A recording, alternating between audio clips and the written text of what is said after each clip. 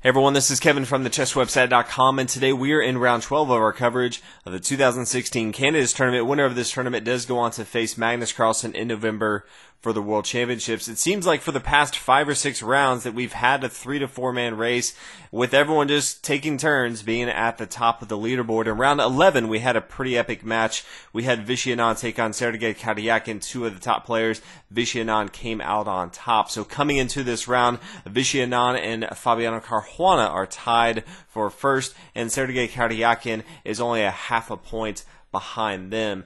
So today's match, White's going to be played by Nakamura from the United States, although in theory out of contention for first, just way too far behind. Wants to make at least a decent showing these last 3 rounds. We do play 14 rounds in this tournament.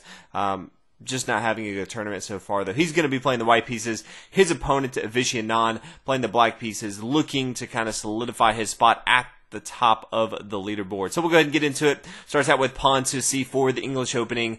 Pawn e5, knight c3, knight f6, knight f3, knight c6. And we saw a very similar match early on in the tournament. If you haven't kind of watched some of the earlier rounds, if you watched Topalov versus Levan Aronian, they played a very similar match, even upwards to the first 8 or so moves. So we'll kind of go through pawn to g3, fianchetto, the bishop on the king side, bishop down here, b4 attacking the knight.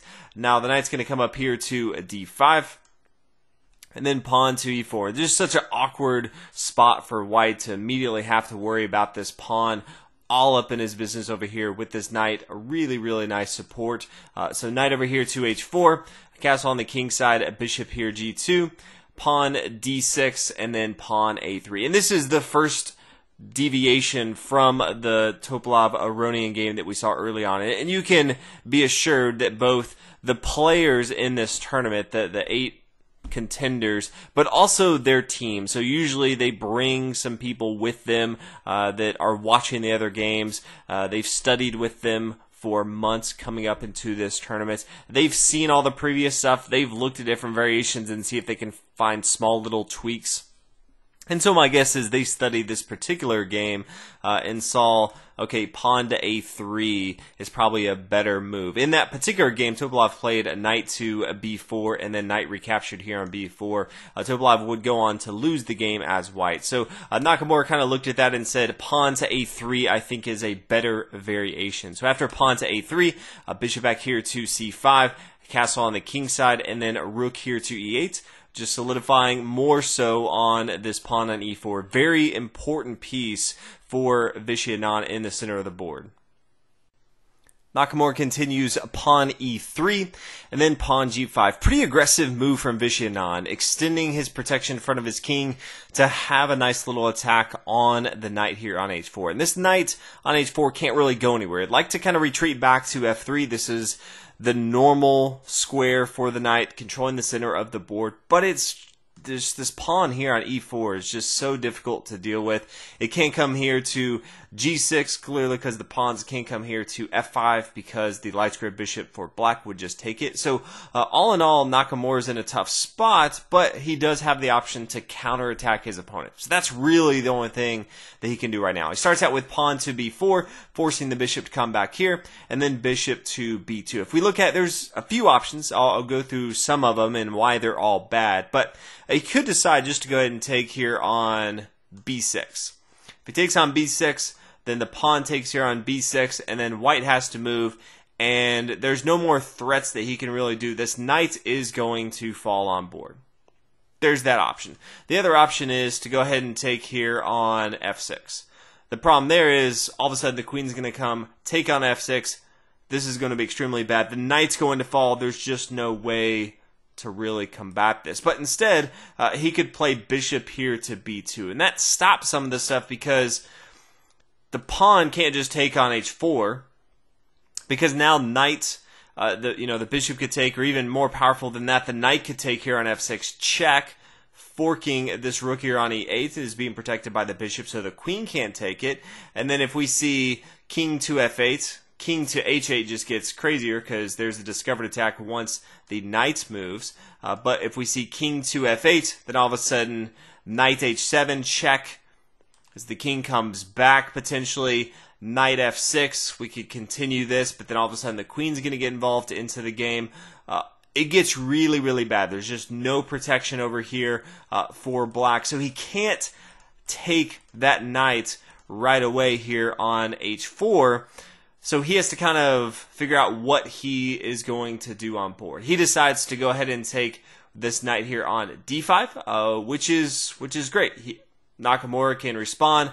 Pawn takes here on d5, and then, hey, if you want to take my knight, that's going to be completely okay. I'll take your knight, and then I'm not down in material. So this is really the only way that Nakamura had to continue. And so Vishy Anand has some options here as far as how he continues. There's two main moves. He could play knight to e5. Nice little outpost here. He does have a pawn protection, so if the bishop does want to take, that's going to be completely okay. He also has the ability to come down here to d4. He knows that he's probably going to lose his knight, but that's okay because he's going to gain a knight over here. He probably chooses the worst of the two options. He plays knight to d4. It's not on an outpost at all. And I really just don't like this move in general. Just allows his opponent to take it. But Nakamura decides to first play pawn to d3. He knows that he can take this knight if he wants to. There's no way really around that if he wants to try to hold on to it. Knight coming back here to b5 isn't going to work because just pawn to a4. The knight's still going to fall. So he recognized this and said, I can just have a little in-between move. Pawn to d3 first. Then we see the pawn take on h4. Pawn first take on e4. He knows this knight is still his whenever he wants it. So the knight's going to come back here to e6. Pawn takes on e6, and then rook comes down here to e6. Does not want to lose another pawn in front of his king, so instead decides to go ahead and take with his rook here on e6. And then pawn pushing forward to e5. And this is another nice little move from Nakamura as it pushed forward in the center of the board. The pawn can't take here because the queen's going to take up here on d8. That's going to be extremely bad. This does open up the door for the light square bishop to get involved into the game, and all of a sudden white's doing a better job of controlling the center of the board. As soon as this pawn takes, all of a sudden this dark square bishop's going to be just barreling down on his opponent. You can see this dark square bishop, it has two pawns to get through before it's really putting a lot of pressure on his opponent. So Nakamura definitely has much more defense in front of his king, where Vishy Anand, although he had a nice little attack, all of a sudden it kind of looks like he's going to have a lot of pain coming his way as far as an attack from Nakamura. So after the pawn takes, the pawn recaptures here from the h-pawn. It is a little worse just if you take with your pawn on g3. The queen comes down here to g5. Double attack with the bishop and the queen here. The pawn can't move, so pretty much the bishop's going to come down here to e3. Just in a tough spot for Nakamura. So he correctly decides to go ahead and take with his h-pawn.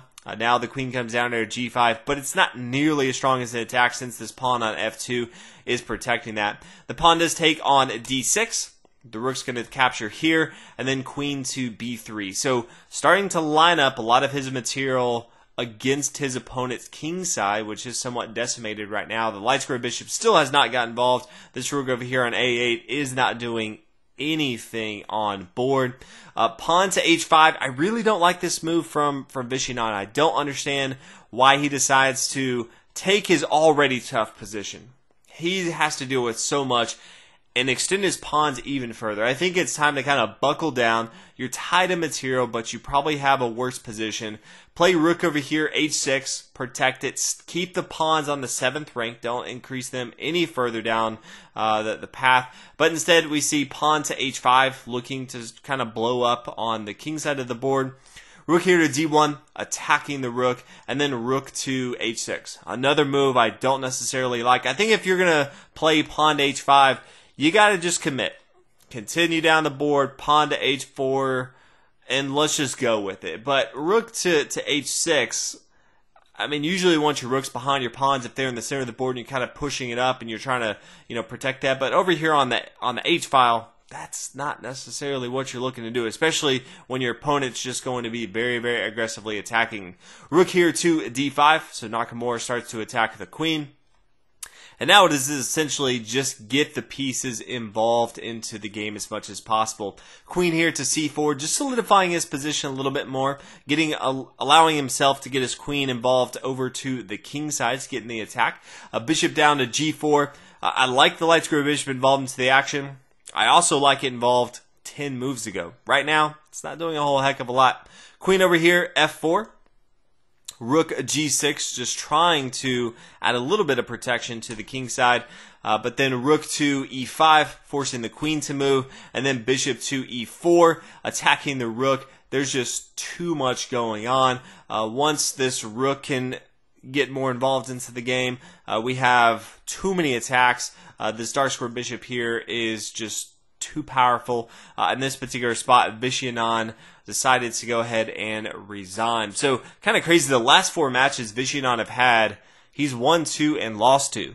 Dude's not trying to draw at all. So kudos to him for having some exciting games. You have someone like Anand who has tied every round. Every single round. Anand, he's going for glory. Now, sometimes he does resign a little bit earlier if he doesn't like the position that he's in, like today, although it is definitely a losing position. But all in all, his matches are exciting. So, Anand drops back in the standings. He did not improve at all. Sergey Karyakin, he won today. So, he lost yesterday to Anand. He won today. So, he is now tied in first place with Fabiano Caruana, who tied today.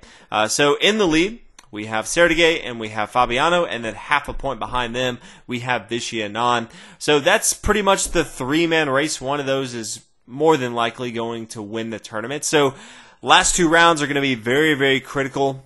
So make sure you definitely check those out, round 13 and 14. And then we will crown a champion, and that player will go on to play Magnus Carlsen. So hopefully you guys enjoy this match. Definitely a more exciting game than I was expecting out of the English opening. But thanks everyone for watching. I'll see you guys in the next one.